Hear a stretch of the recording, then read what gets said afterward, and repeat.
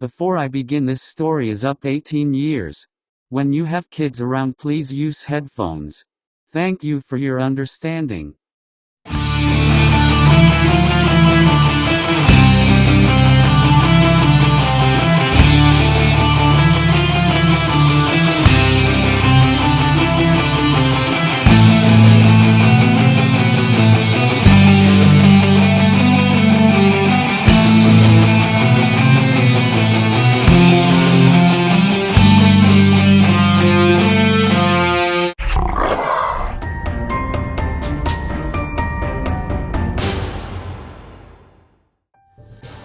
Disappeared in the dark woods.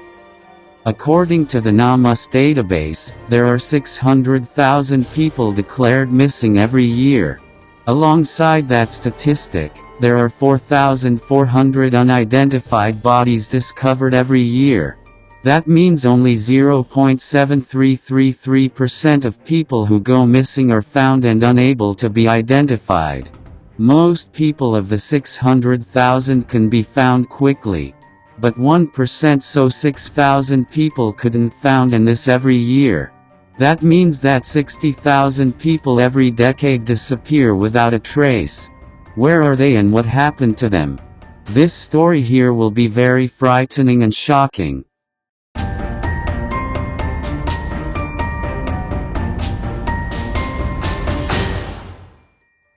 Before I continue, please don't forget to like my video and subscribe to my channel for more videos. Hit the bell to get news about new posts. I wish you a great time with my story.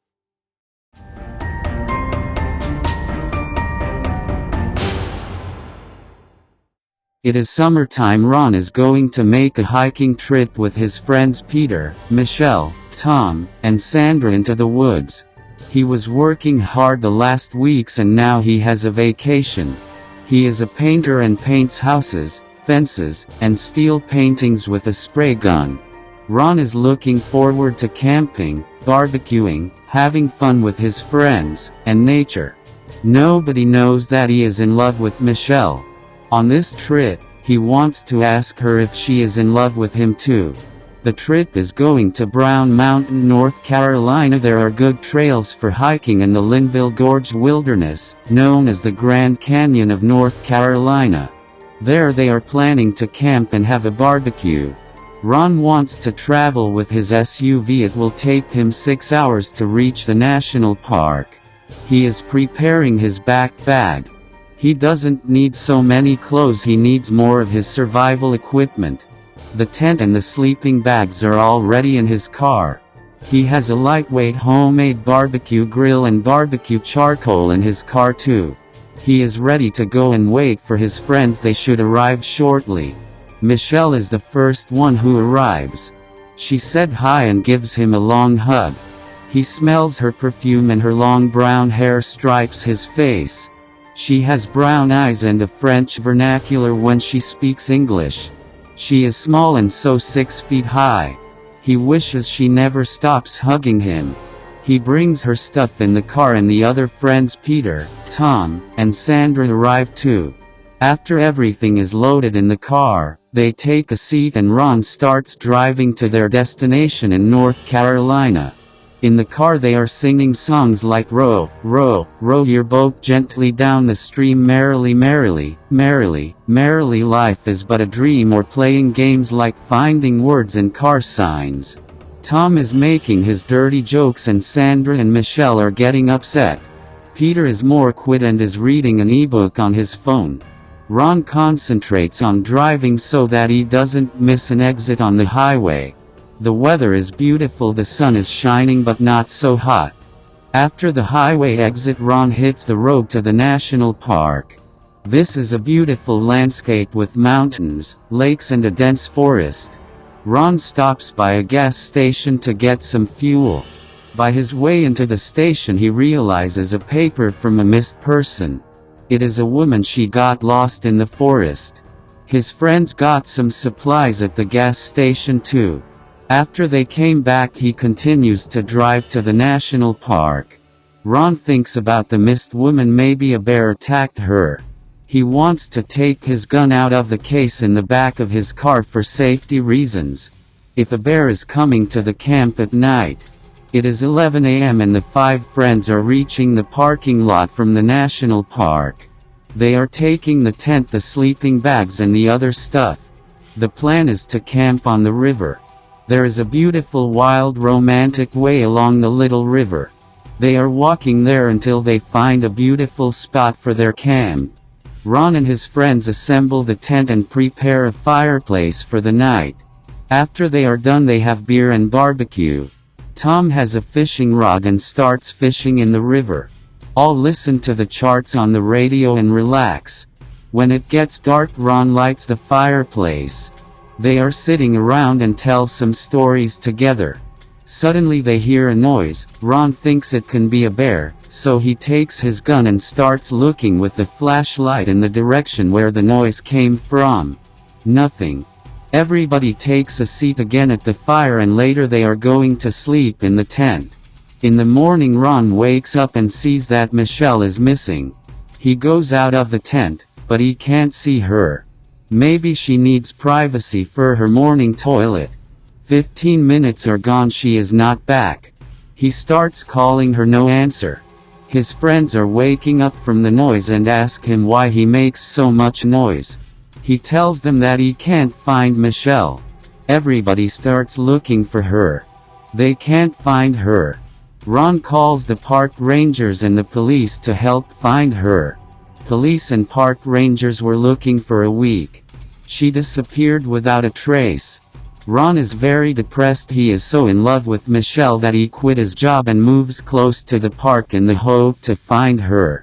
He is searching for her in the national park, up and down, nothing, no trace. His friends called him to come back, and even the park ranger told him to give up and live his life. But he couldn't, and finally, after a year he spends his last day in the park. It is the same day, a year ago Ron and his friends were camping here in the park. He is in the same place where they had the camp a year ago. He wants to spend the night here to say goodbye to his lost love Michelle. He is sitting at the fireplace as he hears a noise. He looks to the trees and sees the creature's small body, large head and huge dark solid eyes. He tries to get his gun out of the back bag. At this moment a green light beam hits him and he can't move.